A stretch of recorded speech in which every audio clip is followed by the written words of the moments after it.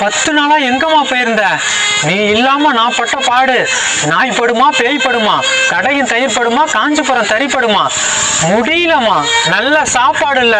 ஒரு துணியை 4 நாளா போட்டிருக்கேன். உன்னை திட்டுனது தப்பு தான், ஒத்துக்கிறேன். அதுக்காக 10 நாளாவா கோச்சிட்டு போவேன்? நீ எப்ப வருவன்னு நம்ம வீட்டு புல்லுல இருந்து பல்லு போன பாட்டி வரைக்கும் காத்துக்கிட்டு இருக்கோம். பச்சை புள்ள எப்படி அழுகுறான் தெரியுமா? விளையாட கூட அனுப்பல.